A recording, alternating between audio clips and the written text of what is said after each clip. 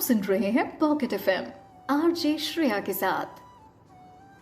Chapter 18, उसकी सोच से भी ज्यादा इम्प्रेसिव। आदित्य का ये पुराना दोस्त उसे ऑर्डर देने का कोई मौका नहीं छोड़ता था और उसी का बदला लेने के लिए आदित्य ने भी सबसे डिफिकल्ट बुक्स चूज की थी।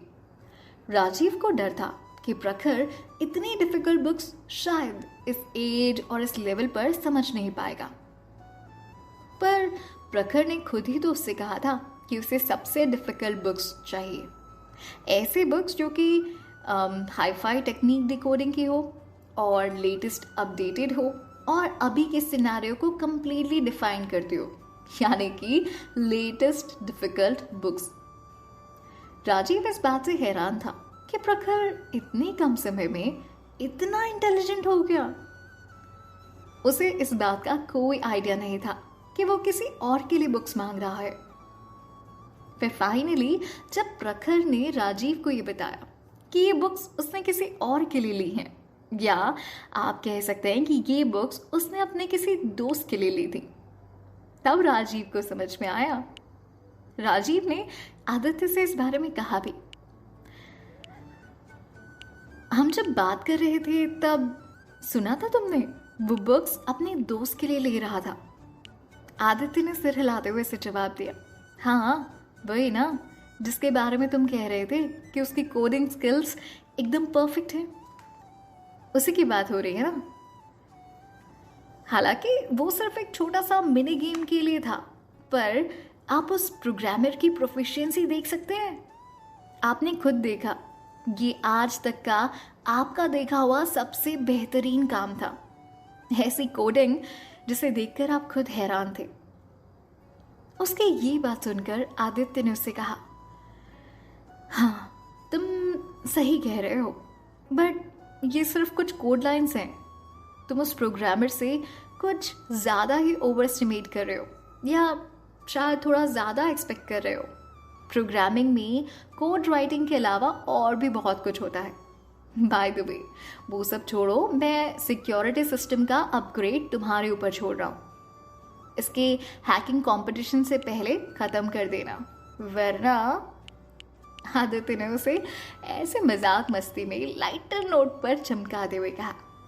तभी राजीव ने उसकी बात का जवाब देते हुए कहा, अरे आप उसकी टेंशन बिल्कुल मत लो, वही हमारी खास बात है। मुझे चाहे ओवर टाइम करना पड़े, पर मैं ये सिस्टम कंपटीशन से पहले अपग्रेड करवा कर रहूँगा, आप यकीन कर सकते हैं।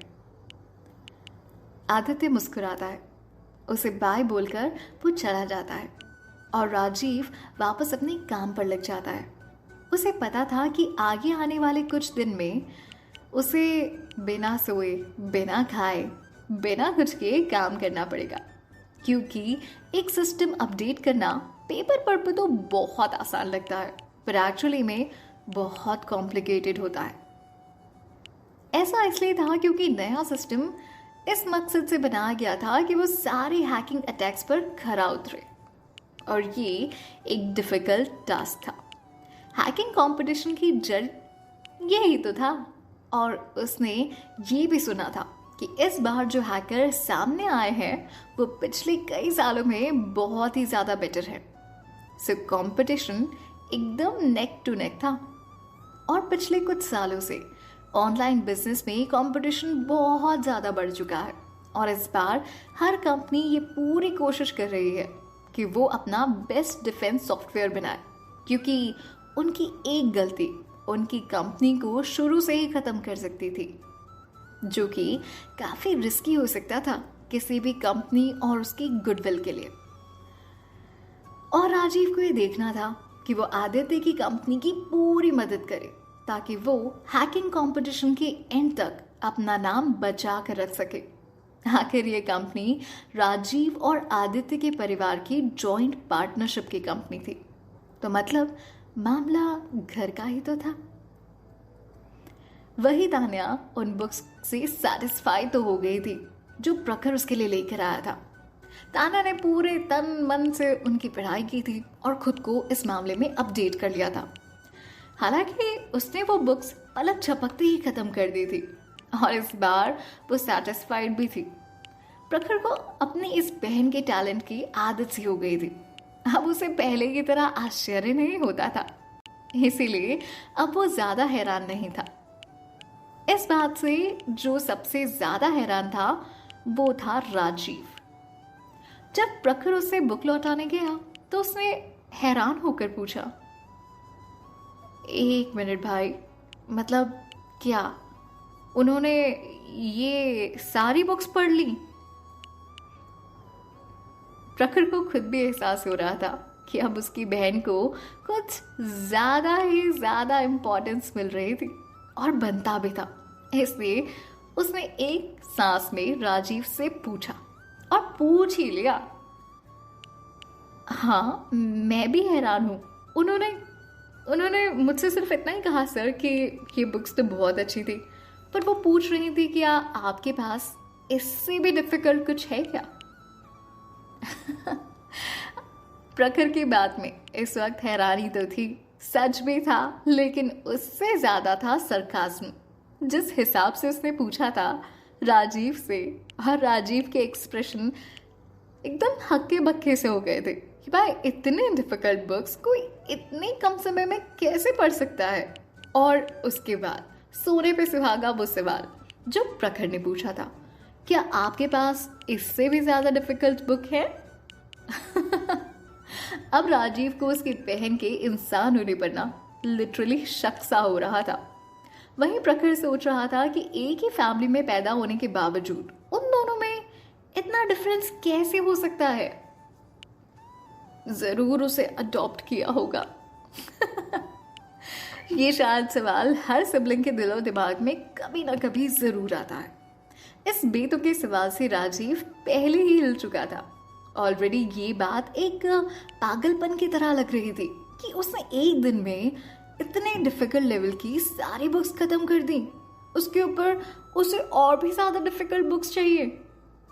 सीरियसली, जबकि जो बुक्स उसे दी गई थी ऑलरेडी सबसे डिफिकल्ट बुक्स मानी जाती थी। उसने जितना शुरू में उसके बारे में सोचा था, प्रखर का ये दोस्त, या आप कहें कि भाई प्रखर की ये दोस्त, उससे भी कई ज्यादा इम्प्रेसिव लग रही थी। और इम्प्रेसिव लगना बनता भी था। राजीव ने प्रखर से एक सवाल पूछना चाहा। उसकी तरफ सवाल भरी नजरों से देखा, उसके कंधों पर हाथ रखा और उससे पूछ ही लिया, जूनियर, अपने सीनियर से मत छुपाओ। हाँ, मुझे बताओ कि तुम्हारी ये दोस्त है कौन? हाँ, तुम्हें मुझे अब तो उससे मिलवाना ही पड़ेगा। इस बात में रिक्वेस्ट कम ऑर्डर ज्यादा लग रहा था, एक सीनियर का अपने जूनियर के लिए। और हाँ, ये ऑर्डर होना बनता था।